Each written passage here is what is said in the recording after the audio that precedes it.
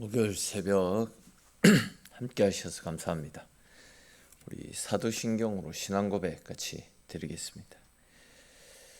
나는 전능하신 아버지 하나님 천지 창조주를 믿습니다. 나는 그의 유일하신 아들 우리 주 예수 그리스도를 믿습니다. 그는 성령으로 잉태되어 동정녀 마리아에게서 나시고 본디오 빌라도에게 고난을 받아 십자가에 못 박혀 죽으시고 장사된 지 사흘 만에 죽은 자 가운데서 다시 살아나셨으며 하늘에 오르시어 전능하신 아버지 하나님 우편에 앉아 계시다가 거기로부터 살아있는 자와 죽은 자를 심판하러 오십니다.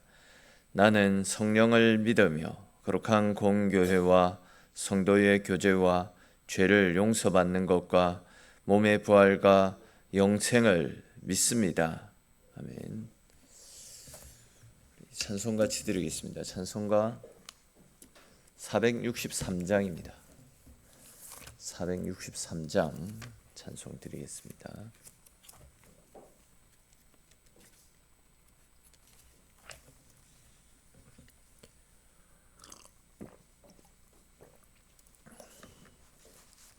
(463장) 찬송 드리겠습니다. 신자 되기 원합니다. 진심으로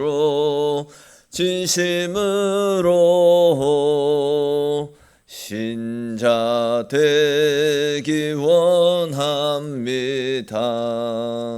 진심으로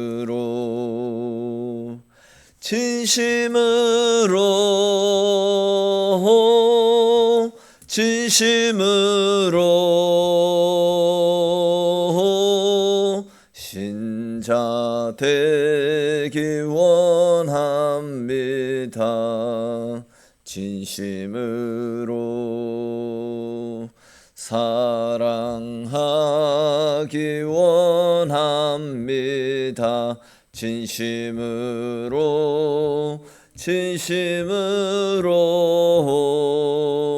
사랑하기 원합니다.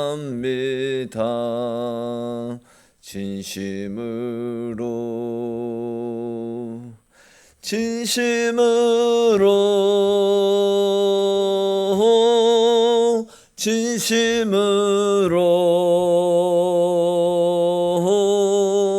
사랑하기 원합니다. 진심으로 거룩하기 원합니다. 진심으로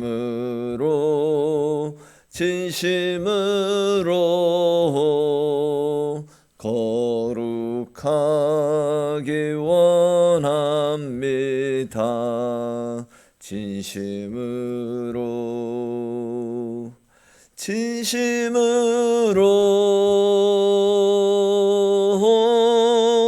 진심으로 거룩하기 원합니다. 진심으로 예수 닮기 원합니다.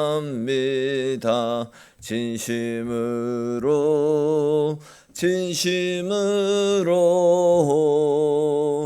예수 닮기 원합니다.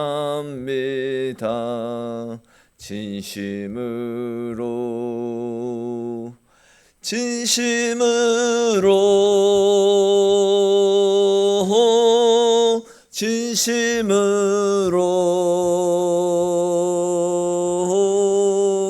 예수 닮기 원합니다. 진심으로 아멘.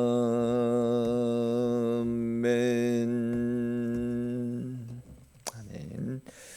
오늘 함께 나눌 말씀 보겠습니다. 오늘 말씀은 3장 고린도전서 3장 10절에서 23절까지 말씀입니다.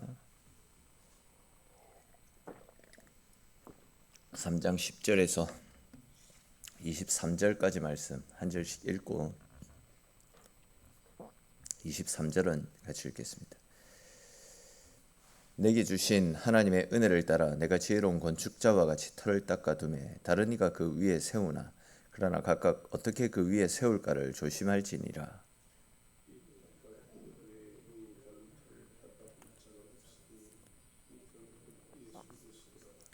만일 누구든지 금이나 은이나 보석이나 나무나 풀이나 짚으로 이 터 위에 세우면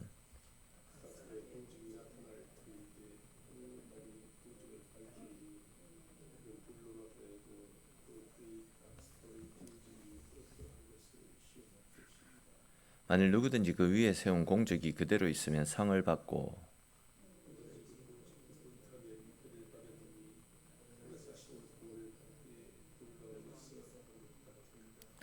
너희는 너희가 하나님의 성전인 것과 하나님의 성령이 너희 안에 계시는 것을 알지 못하느냐.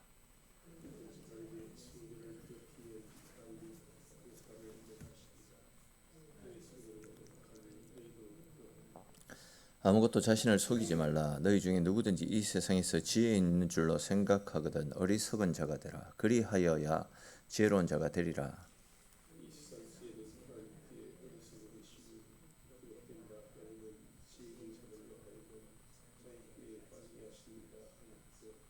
또 주께서 지혜 있는 자들의 생각을 헛것으로 아신다 하셨느니라.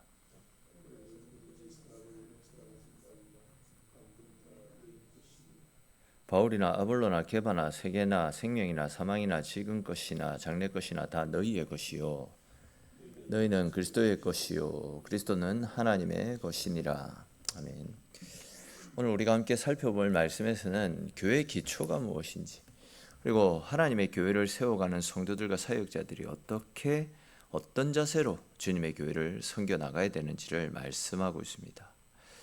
특별히 이제 오늘 본문은 당시 고린도 교회 안에 있었던 분쟁과 파당의 문제를 배경으로 해서 교회는 사람이 중심이 되는 곳이 아니라 오직 그리스도 예수께서 교회의 중심 기초가 되셔야 된다라는 사실을 강조하고 있는데 그와 관련된 말씀들을 조금 더 자세히 살펴보겠습니다. 먼저 10절과 11절에서 바울은 자신을 지혜로운 건축자다 이렇게 이야기하면서 예수님을 교회의 유일한 터로 예수님을 기초로 교회를 세웠다 이렇게 이야기합니다. 그리고 이어서 이 닦아둔 것 외에 능히 다른 터를 닦아둘 자가 없으니 이 터는 곧 예수 그리스도라 이렇게 말씀하고 있습니다. 이 말씀에서 우리는 교회의 본질이 무엇인지를 정확하게 발견할 수 있습니다. 교회의 기초는 사람이 아닙니다. 본질이 사람이 아니다라는 거죠. 교회의 기초는 어떤 유명한 목회자 또 뭐 세상의 어떤 철학도 아니고 돈이나 능력도 아닙니다. 오직 예수 그리스도 십자가에서 우리를 위해서 죽어주신 예수 그리스도 그분이 교회의 유일한 기초가 되십니다. 왜 그렇습니까? 하나님은 예수 그리스도 외에는 구원받을 만한 다른 이름을 우리에게 주신 적이 없기 때문입니다. 또한 교회는 예수님께서 직접 자기 몸을 찢으시고 십자가 위에서 피 흘려 세우신 곳이 바로 교회입니다. 그렇기 때문에 교회는 처음부터 끝까지 예수님이 중심이 되셔야 되고 사람이 아니라 예수님만이 드러날 수 있어야 됩니다. 근데 당시 고린도 교회는 어땠습니까? 나는 바울에게 속했다. 나는 아볼로에게 속했다. 나는 게바에게 속했다.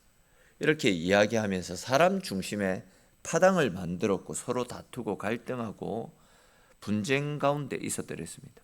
그러나 바울이 하는 말은 무엇입니까? 그 모든 것들이 다 부질없는 것이다. 이렇게 이야기합니다.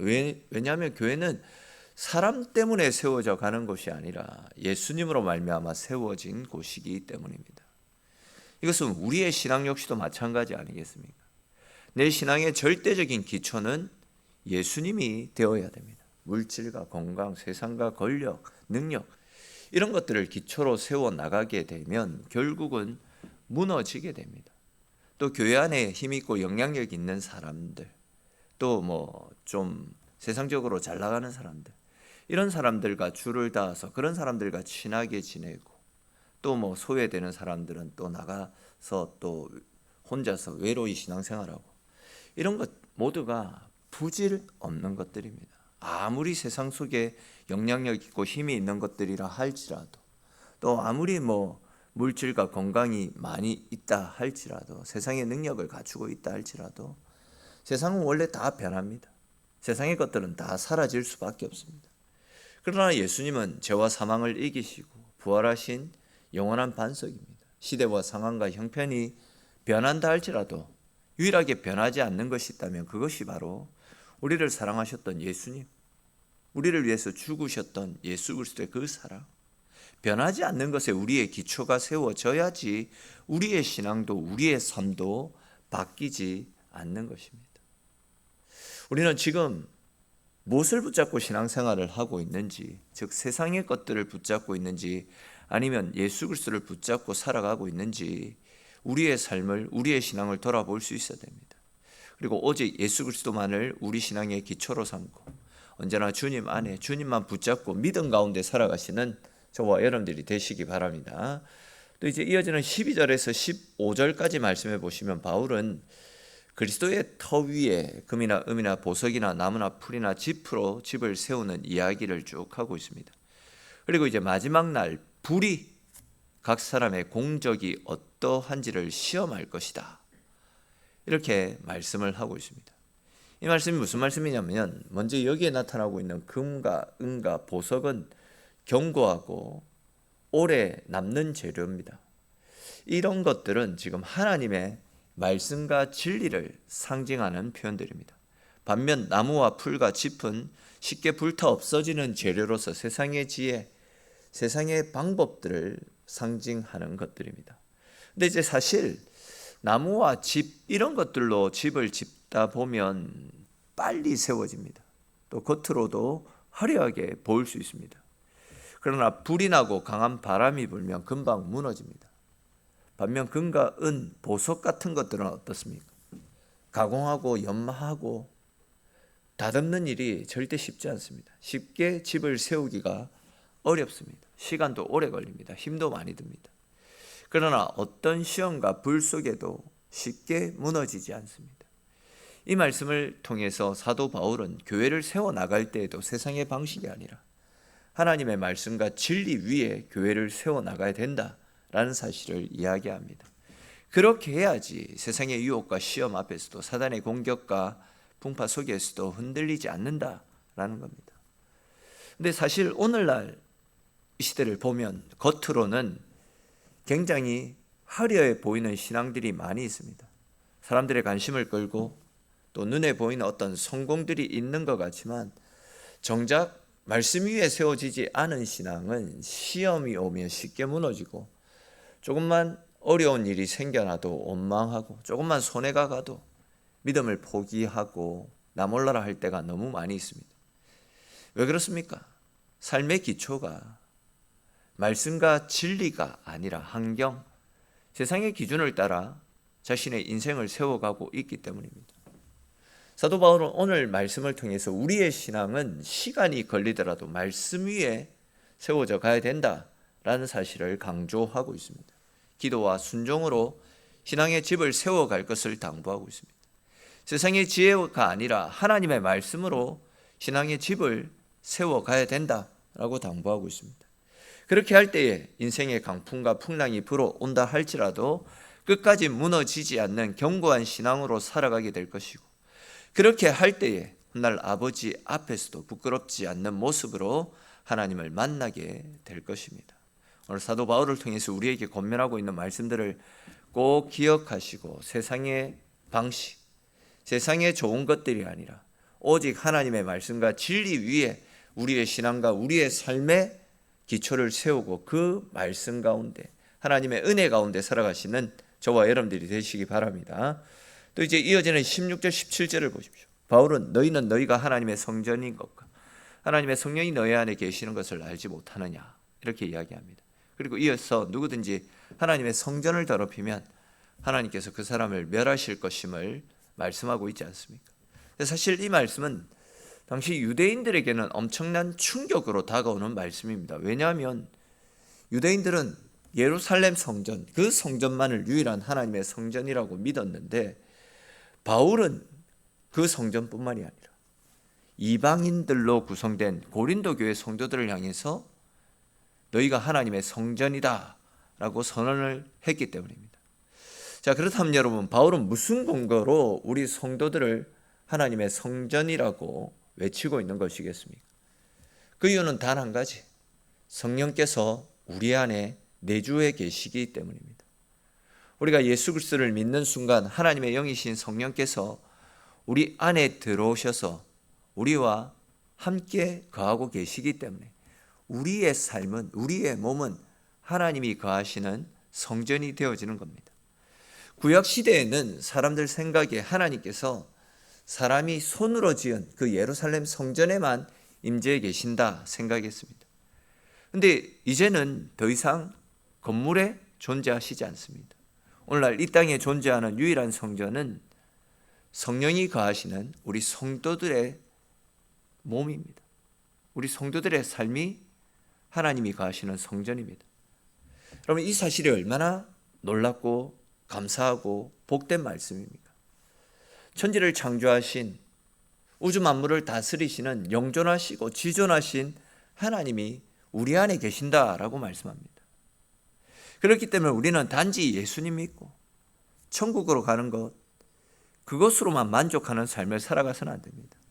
우리 각 사람은 하나님의 성전으로서 하나님의 영광과 은혜를 담고 살아가는 사람들입니다. 그 은혜를 우리 속에서 흘려보내서 세상 가운데 하나님의 사랑, 하나님의 은혜를 드러낼 수 있어야 됩니다. 더 나아가서 성전된 우리의 삶이 죄와 세상으로 더럽혀지지 않도록 우리의 삶을 세상과 구별된 모습으로 거룩하게 갖고 나갈 수 있어야 됩니다. 왜냐하면 하나님이 거하시는 우리의 삶, 우리의 몸을 더럽히면 성전을 더럽히는 것이기 때문입니다. 다르게 표현하면 하나님을 모독하는 일이기 때문입니다.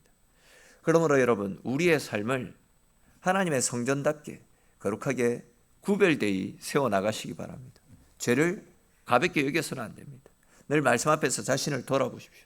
그리고 내 안에 거하시는 성령 하나님께서 기뻐하실 만한 거룩한 구별된 삶을 살아가십시오. 내 삶을, 내 몸을 죄에게 내어주지 말고 내 삶이 의의 병기가 되어서 하나님의 거룩한 일들을 할 수 있도록 온전히 하나님 앞에 내어드립시오. 그것이 성전된 우리가 마땅히 행해야 될 삶의 모습이다 라는 사실을 다시금 기억하면서 하나님이 거하시는 거룩한 성전답게 세상과 구별된, 거룩하고 구별된 모습으로 하나님 앞에 영광 돌리며 살아가는 저와 여러분들이 되시기를 주님의 이름으로 축원합니다. 또 이제 마지막으로 18절에서 23절까지 말씀해 보시면 사도 바울은 세상의 지혜를 자랑하지 말라라고 강하게 권면하고 있습니다. 당시 고린도 교회 안에는 세상의 철학과 지식을 교회 속으로 끌어들이려고 하는 세상적 움직임들이 다분하게 나타나고 있었습니다. 왜냐하면 고린도 그 지역은 철학과 지식을 중요시 여기는 도시 아니었습니까? 교회 안의 일부 지식인들은 교회도 유식해져야 된다.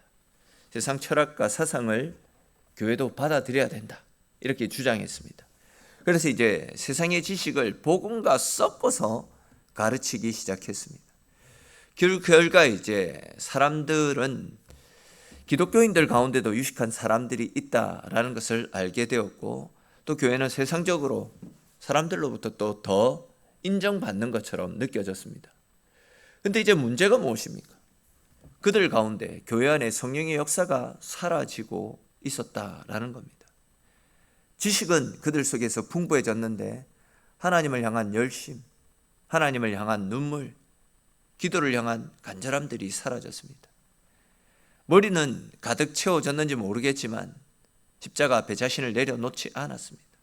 삶의 변화가 일어나지 않았습니다. 교회의 위상은 높아졌는지 몰라도 성령의 능력들이, 성령이 함께 하시는 은혜들이 그들 속에서 점점 사라져가고 있었습니다. 그런 이유로 사도 바울은 너희 중에 누구든지 이 세상에서 지혜 있는 줄로 생각하거든 미련한 줄로 알라, 이렇게 말씀하고 있습니다. 이 말씀은 세상의 지혜는 다 부질없는 것이니 다 버려라, 이런 뜻이 아닙니다. 세상의 지혜를 하나님 말씀보다 앞서 세우지 말라, 그런 뜻입니다.